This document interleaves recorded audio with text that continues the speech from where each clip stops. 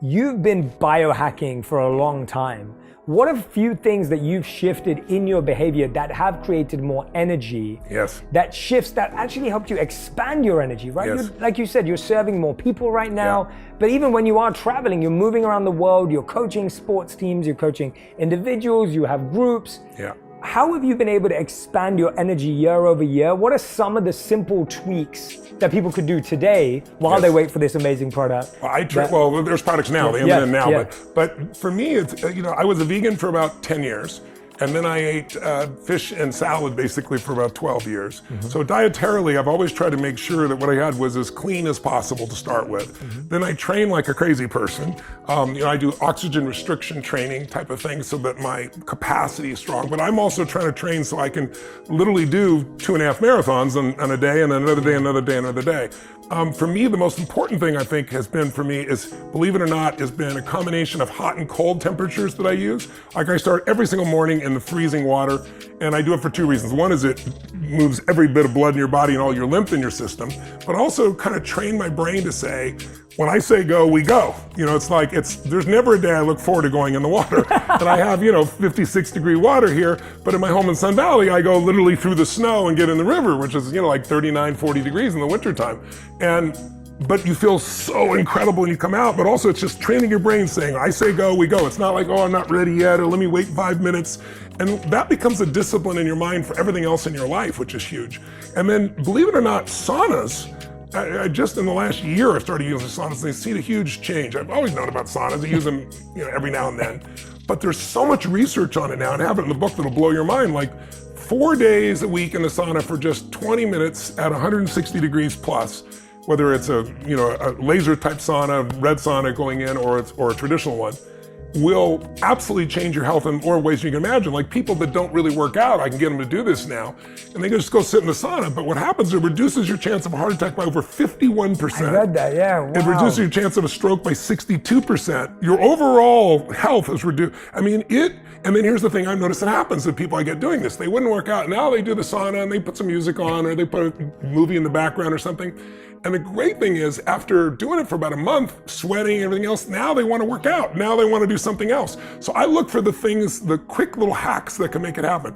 In my life, I also use cryotherapy, and cryotherapy takes your body down to minus 250, Fahrenheit, takes out I used to ice myself because after an event, I've been, running up and down the stadium walls and everything else. Every ounce of me, 14 hours on stage, 12 hours on stage is gone.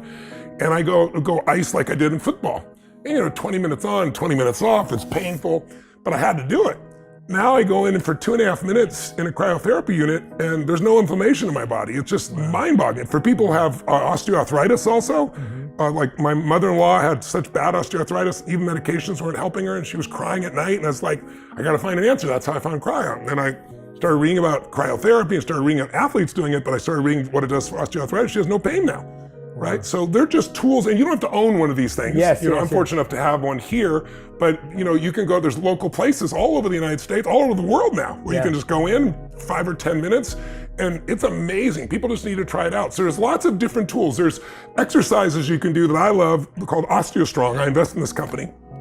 It's a 10-minute workout. Sounds like total BS. This is the one that speeds up your metabolism. Yes, well, it helps you build stronger bones, which most people don't care about bones. Women understand, in their 50s, osteoporosis is a really huge thing.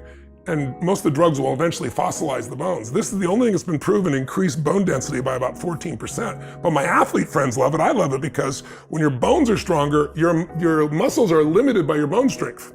Because otherwise your muscles will rip open the bone, right? So this is a 10-minute exercise. You do 4 different exercises, and you can go to a local place. You don't have to own the equipment. And literally you're done in that time. And you see the transformation. First time I did this, I remember I worked with this woman, she was about 63 years old, and I went to Gold's Gym with her because he didn't have these machines then. There was a way of doing it with weights. It was a little bit spooky if you screwed up because the weight was so heavy. And there was this guy who was like, 25, 26 years old, ponytail, and sweating like crazy doing the leg press. And we had a camera crew there, and she says, sir, he took a break and he's sweating. She goes, sir, could I just get a quick set in between you? And she's in normal clothes, and she's like 62 years old, 63 years old, and looked like she was almost 70. And he thought he was being punked, right? He gets up and she goes, could you put another 100 pounds on? Literally another 100 pounds on. And so there's a technique where you use an extreme amount of weight for a short period of time and it stimulates it, because you don't get growth by working out, you get growth by rest, but you have to have a stimulus that's strong enough.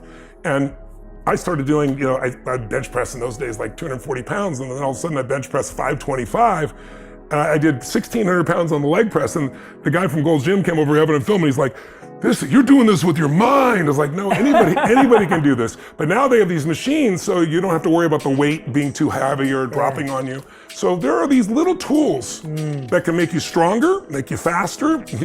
And then there's simple things I never did. Like I was working on the sleep chapter at 6:25 in the morning, and I had to be up in 2.5 hours. I'm like, what's wrong with this picture? Because my whole thing was, my wife loves to sleep. 8 hours, 9 hours she'd be thrilled. Yeah. My thing is I'll sleep when I die, right? Right. But then when I was doing the research for this book, I met this doctor who's the top neurobiologist over up in Northern California. He works for Google and everybody else. He's considered the top sleep doctor in the world. And he says, Tony, I think I can convince you. And I said, good luck. Give me your best shot. And he said, well, I did a study. We got a study with 1.6 billion people on sleep. And I go, you couldn't have possibly coordinated that. And he goes, I didn't have to. It's all the countries, 70 countries that have daylight savings times. Wow. And he said, here's what you got to do. His name's Dr. Walker. He says, Tony, all you got to do is look at the real numbers. Let me show you the numbers. And he showed me that for 3 days after we spring forward, you lose 1 hour. In every country in the world, on average, heart attacks increase 24%. And when we fall back and you get 1 extra hour, all around the world in 70 countries, on average, 21% decrease in heart attacks. Wow. And then he does the same stats on accidents and everything else. And then he showed me stats that show, a man that slept 4.5, 5 hours a night, like I was doing, usually had testosterone levels by somebody 10 years older than they were. That got my attention. So it's a combination of sleep, it's a combination of the right diet, it's a combination of the right stimulus of exercise. It's really doing those fundamentals that make a difference for you. And then it's doing these cool things like stem cells that completely changed my life.